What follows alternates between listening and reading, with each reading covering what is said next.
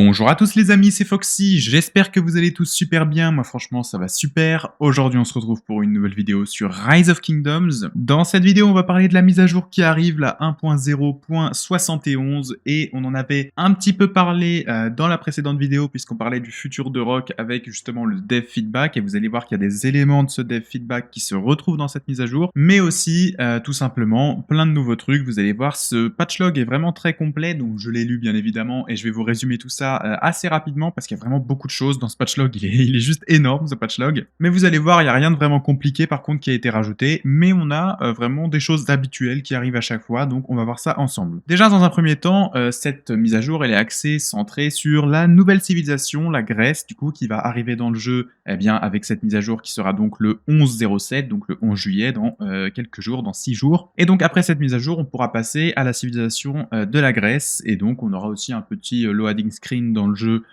qui sera axé sur la Grèce, tout ça, bref, des petits détails graphiques. On a par contre aussi une série d'événements qui vient avec cette nouvelle civilisation, et donc on aura des quêtes à faire pour avoir quelques petites récompenses, plein de petits événements customisés qu'on ne connaît pas forcément dans le jeu, juste des événements customisés, donc qui vont arriver, ça va être plutôt sympa. On retrouve des événements qu'on connaît aussi, comme protéger l'approvisionnement, toujours très sympa. J'ai une vidéo sur cet événement, mais j'en reparlerai plus tard. L'assaut de Céroli, c'est pareil, on connaît. Des récompenses pour se connecter tous les jours, pour obtenir les sculptures du nouveau commandant grec. Donc il y en a deux des nouveaux commandants, un commandant épique qui vient avec la civilisation et un commandant légendaire. Je ne sais pas forcément c'est lequel qu'ils vont mettre dans cet événement, hein, mais je pense que ça pourrait être quand même le légendaire, même s'ils pourraient aussi mettre l'épique, ils l'ont déjà fait par le passé. On a Choc des Tempêtes avec le petit bateau, vous connaissez, il y a des récompenses quand même assez sympas aussi, des petites récompenses à prendre, même si tout le monde n'aime pas trop cet événement, c'est un peu répétitif. On a le quiz d'Alliance qui fait son retour. Le quiz d'Alliance, c'est un événement assez sympa où vous avez en fait un événement de l'érudit, mais d'Alliance, avec un petit classement inter-royaume d'Alliance, c'est vraiment sympa. On verra un petit peu ça aussi,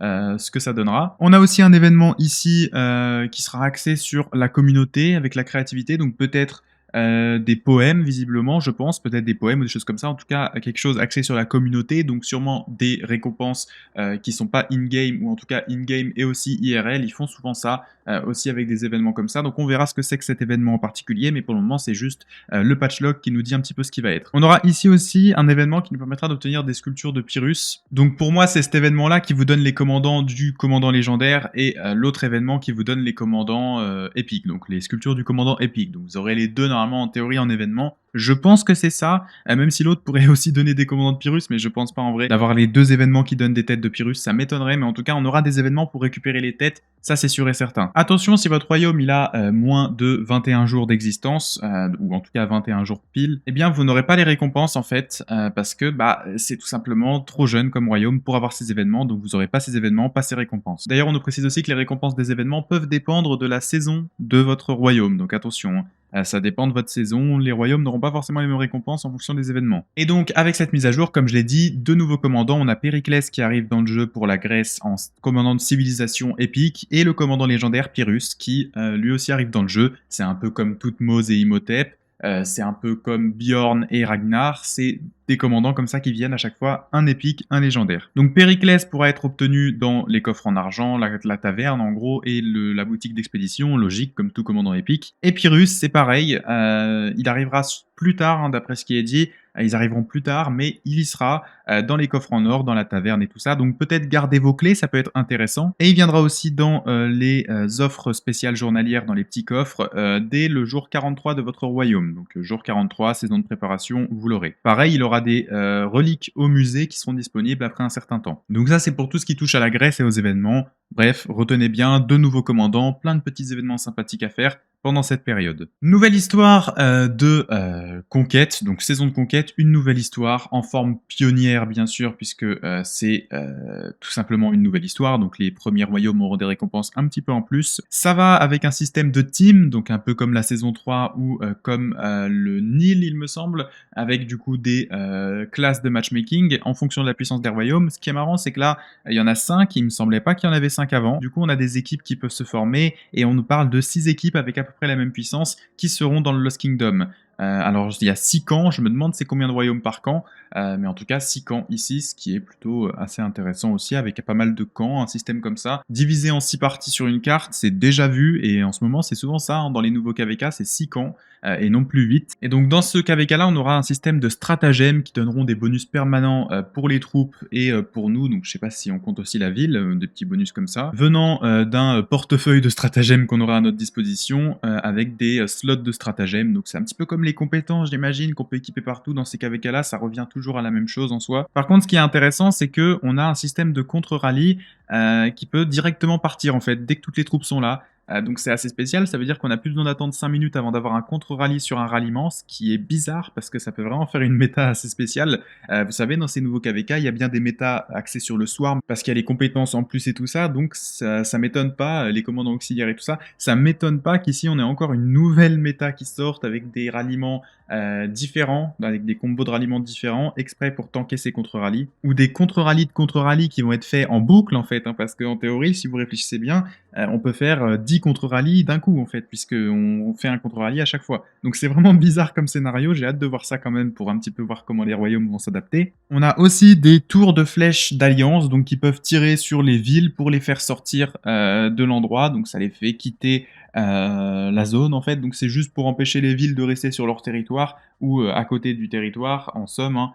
Ça permet de faire TP ces villes-là, et ça ne touche pas votre ville ou quoi, c'est des tours d'alliance qui peuvent tirer des flèches, mais ça vous fait rien, ça vous fait juste TP autre part. Et donc tout ça là, c'était bien évidemment stratagème, système de matchmaking, tout ça, en lien avec le KVK en lui-même. Et que cette histoire-là, attention, que cette histoire-là. En troisième point, on a le système d'armement qui change. Alors ça, bah oui, logiquement, on a tous ces nouveaux systèmes d'armement avec la transmutation qui arrive dans le jeu. Donc on en a parlé dans la précédente vidéo, je vais pas trop m'attarder là-dessus. On nous parle aussi de nouvelles manières d'obtenir des armements. Ça y est, donc clairement, ils modifient les récompenses de pas mal d'événements. Les récompenses du coup de Lucerne, des parchemins de Lucerne, on va avoir du coup pour les royaumes en saison 2 jusqu'à la saison de conquête des récompenses en lien avec les armements dans les récompenses. Route de la soie, même chose, pour les royaumes en saison 2 jusqu'à saison de conquête, on va avoir des nouveaux coffres d'armement qui sont déjà dans le jeu, hein, mais qui vont être ajoutés aux récompenses de ces événements. Les événements de civilisation, donc tout ce qui est événements Rome, Chine, tout ça que vous connaissez, qui sont assez rapidement finis. Vous aurez aussi des récompenses comme ça qui se rajoutent, et là c'est vraiment très intéressant, parce que ces événements qui valaient rien honnêtement, là peuvent devenir très intéressants. Et pareil,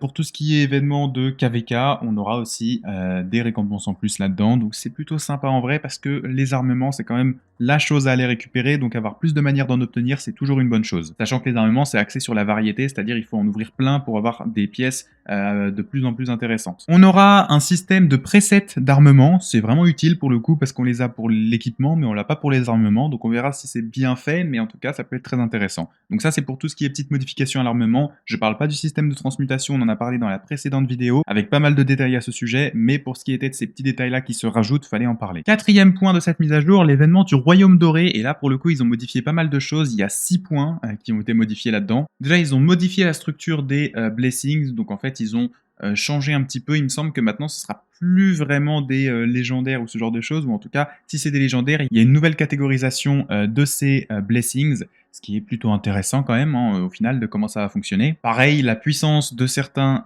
blessings ont été modifiés, donc on verra ce que ça donne. Peut-être que c'est Tactique Fervente qui a été modifiée, on va voir. Par contre, ce qui est bien ici, c'est qu'on a augmenté la probabilité d'avoir des huttes de soigneurs, donc des hôpitaux tout simplement. Donc c'est plutôt intéressant pour ceux qui se plaignaient de pas en avoir et de pas avoir de chance.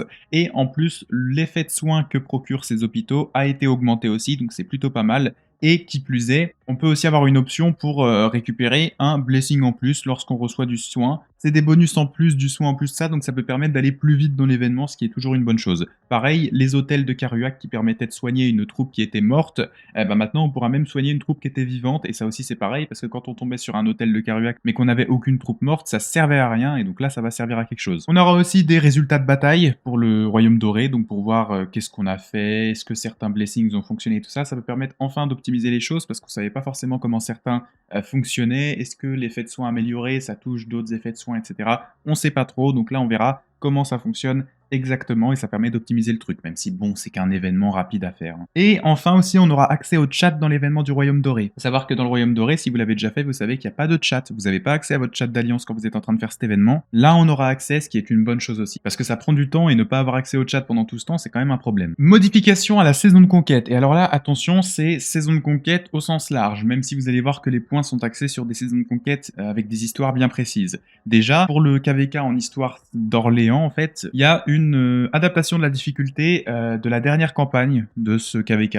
Donc on verra ce que ça veut dire, c'est un petit peu vague, mais en tout cas ils vont modifier la difficulté de la dernière campagne. Je suis pas sûr, j'ai pas fait ce KVK, je me suis pas renseigné trop sur ce KVK à part des grosses lignes, donc je sais pas trop, mais bon, visiblement ils vont modifier la difficulté de la dernière campagne de ce KVK là. Warriors Unbound, il y a aussi des optimisations qui ont été faites avec les artefacts qui sont modifiés et qui peuvent s'appliquer sur les bonus de musée, en plus des compétences. Donc si un commandant secondaire est équipé avec un artefact, toutes les compétences et les bonus du coup des reliques du musée qui s'appliquent sur un type d'unité vont s'appliquer sur les unités différentes aussi. C'est-à-dire qu'en gros, si vous avez, alors pas bon exemple que j'allais sortir, mais si vous avez par exemple Yi Seong, il me semble qu'il a de la défense des archers sur sa relique du musée, et bien si vous le mettez avec du coup des effets d'artefacts, vous allez aussi avoir cette défense qui était axée pour les archers, en fait axée sur tous les types d'unités. Donc ce qui est plutôt bien. Enfin sur tous les types d'unités, en tout cas celui sur lequel vous allez. Si vous mettez votre Iseong pour être par exemple en secondaire derrière Nevsky parce que vous voulez jouer full cavalerie, mais que vous voulez qu'il y ait les bonus pour la cavalerie que vous avez fait les optimisations pour, et bien dans ce cas-là, même la relique du musée de Iseong sera axée pour la cavalerie. Donc c'est plutôt sympa en vrai, parce que ça peut permettre de voir de nouvelles combinaisons de pairings sortir, donc on verra.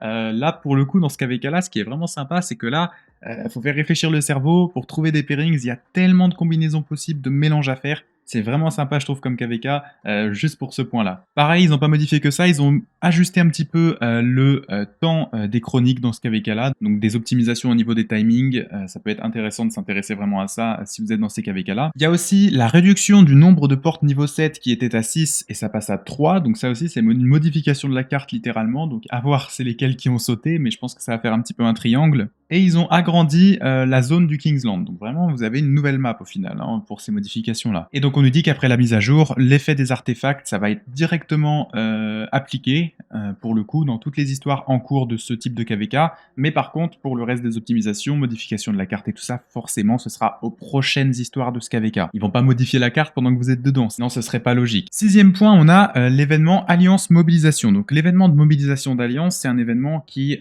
est en fait un événement où vous faites des petites quêtes comme ça, donc les jeunes royaumes, vous l'avez jamais fait, mais pour les vieux royaumes, ou en tout cas les royaumes qui sont en saison de conquête depuis un moment, vous avez sûrement déjà eu cet événement où vous avez plein de petites quêtes à faire, un peu similaires, alors je sors des refs, mais au derby dans Hay-Day, bon, pour ceux qui ont la ref, je suis parti loin je pense, mais c'est un petit peu ça l'idée de cet événement-là. Vous faites tous des quêtes, chaque joueur peut prendre des quêtes sur un tableau de quêtes, et le but c'est de les terminer pour avoir des récompenses plus ou moins importantes avec même un système de ligue. Et donc après la mise à jour, les alliances qui seront enregistrées pour cet événement peuvent modifier la liste des participants qu'ils auront inscrits pour cet événement-là, puisque vous inscrivez votre alliance, un petit peu comme une ligue Osiris ou un truc comme ça, sauf qu'il y a beaucoup plus de place. Mais du coup il y a plein de modifications. Si jamais vous avez des quêtes que vous avez terminées mais vous n'avez pas donné la quête, en tout cas vous l'avez pas claim au moment où vous deviez et que du coup la limite de temps elle est passée, vous aurez un remboursement de votre tentative de quête, donc bon, très bien. Il y a aussi des ajustements au niveau du contenu des quêtes, de ce que vous devez faire, donc il y aura des nouvelles quêtes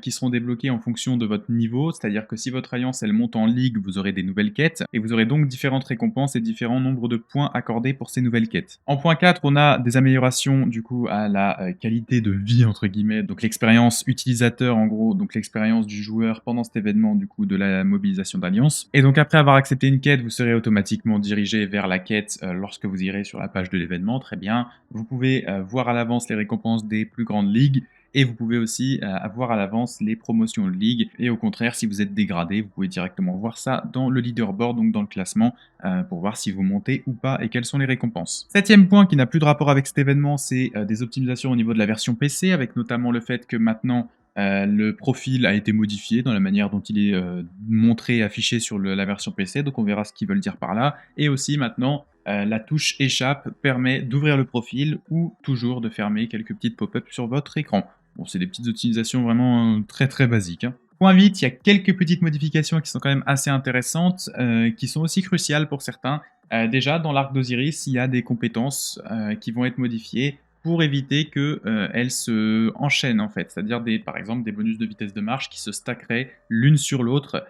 Ça, ils veulent le désactiver, donc on verra exactement pour quelles compétences ça va prendre effet, mais c'est quand même quelque chose d'assez important parce que il y a des compétences qui ont les mêmes bonus et donc ça peut modifier certaines stratégies de certaines alliances. Il y a des modifications au système de chat qui sont vraiment pas mal, on en parlait dans la précédente vidéo. Déjà, dans un premier temps, lorsque vous avez envoyé un message récemment dans le chat, vous pouvez maintenant le récupérer, annuler en gros votre envoi comme si vous n'aviez pas envoyé le message si jamais vous l'aviez envoyé par erreur. Donc c'est plutôt une bonne chose de pouvoir récupérer un message que vous avez envoyé parce que dans Rock, vous savez très bien, si vous envoyez un message, même si c'est à la mauvaise personne, c'est trop tard, il a reçu le message et vous ne pourrez rien y faire. Vous ne pouvez pas récupérer votre message, ça y est, il le reçoit quoi qu'il arrive. On pourra même éditer un message récent, donc plutôt pas mal. On peut pas modifier les images, mais on peut modifier tous les messages, même ceux avec des emojis, donc bonne chose. On peut maintenant mentionner des messages directement, ce qui est pas mal aussi. Limite, ça va devenir un forum, le chat. Et il y a une optimisation au niveau de la disposition de certaines pages du chat. Donc on verra ce que ça va donner, mais ça ressemble un petit peu à ce que je disais dans la précédente vidéo. Toute une refonte du système de chat. Honnêtement, pour le coup, ça va clairement être ça. Mais on connaît par le passé les mises à jour sur le chat. Attention, je sais pas comment ils vont faire ça, mais avec toutes les modifications qui arrivent dans cette mise à jour, c'est quasiment sûr et certain qu'il y aura des problèmes techniques. Donc on verra, mais je pense qu'il va y avoir des petits problèmes et des petites maintenances. Mais je veux pas être mauvaise langue, on verra ce que ça donnera directement là-bas. On a aussi une modification au niveau des troupes dispatch, donc là c'est vraiment sur tout le jeu, donc c'est comment vous pouvez déployer vos troupes entre guillemets. Et donc on a une option maintenant, c'est tenir la position après avoir attaqué dans les paramètres du jeu, donc plutôt intéressant. Lorsqu'on active cette option-là, les troupes ne rentreront pas automatiquement dans la ville après avoir battu des troupes d'un gouverneur adverse. Très bonne chose, ça existe pour les barbares, ça n'existe pas pour les troupes des gens. Donc là, pour le PVP, on aura cette option de tout simplement garder la position après avoir attaqué un joueur. C'est vraiment une bonne chose, honnêtement. C'est vraiment nécessaire quelquefois, donc là, pour le coup, très bonne chose. Et limite, c'est très mauvais pour ceux qui faisaient du city hop, parce que là, pour le coup, pour le city hop, ça va être plus simple de directement spam ceux qui sortent de la ville. Aussi, lorsqu'on envoie des troupes pour construire un drapeau d'alliance ou une forteresse d'alliance ou n'importe quel autre bâtiment, vous pouvez activer une option pour rester dans le drapeau une fois qu'il est terminé. Ça, c'est un nerf pour viser ceux qui s'amusaient à être à côté d'un drapeau pour que dès qu'il soit terminé de construire, hop, vous le tapez très vite, forcément toutes les troupes qui construisaient sont sorties et vous avez réussi à le brûler. Là, vous avez une option pour rester dans le flag dès qu'il est construit et donc vous ne pourrez plus faire ça en fait, tout simplement, vous ne pourrez plus vous amuser à aller brûler les drapeaux pendant qu'ils sont construits, au moment où ils ont terminé la construction, ça ne sera plus possible. C'est une très bonne chose honnêtement, je pense. D'ailleurs, pas que ça, mais lorsque vous étiez en train de construire un drapeau mais qu'un ralliement était en train de taper le drapeau, eh bien automatiquement le combat s'arrêtait puisque si le drapeau était construit, ça faisait sortir toutes les troupes, le rallye gagnait donc ce drapeau et le mettait en feu. Ce ne sera plus possible. C'est une très bonne chose, je trouve, honnêtement, c'est un très bon changement. Lorsqu'on envoie des troupes construire un drapeau d'alliance aussi, les points ressources d'alliance à proximité du drapeau seront surlignés, seront mis en avant, donc bon, petit changement, pas trop important non plus, mais petit changement. Nouvelle feature aussi qui est liée au marqueur de troupe. Lorsqu'on sélectionne ou qu'on vise une troupe qui a justement sur elle en fait un marqueur de troupe, eh bien on va avoir un petit effet visuel. Donc bon, un petit flash visuel. Intéressant aussi à voir ce que ça donne en jeu. Et enfin, dernier point de cette mise à jour, lorsqu'on regarde la ville d'un membre d'Alliance, on peut appuyer sur le nom du gouverneur pour directement avoir accès au gouverneur sur la page des membres de l'Alliance. Bon, petit changement qui peut paraître pas très intéressant dit comme ça, mais si jamais vous avez un joueur qui rejoint un ralliement à des kilomètres ou fait quelque chose comme ça, c'est beaucoup plus rapide de le trouver comme ça que plutôt que d'aller le chercher en fait dans les listes de membres. Quand vous avez 100 joueurs actifs, qu'il y en a un qui rejoint un drapeau avec les mauvaises troupes ou qui arrête pas de rejoindre un rallye avec les mauvaises troupes et que vous avez envie de le kick, vous êtes obligé de le chercher, vous perdez du temps, là ça ira beaucoup plus vite. Je pense que c'est pour ça que ça a été fait. En tout cas, n'hésitez pas à me dire ce que vous en pensez de cette mise à jour, n'hésitez pas aussi à aller donner votre avis ici, vous n'avez même pas besoin de donner votre avis, en fait vous avez juste besoin de cliquer dessus, mettre votre idée et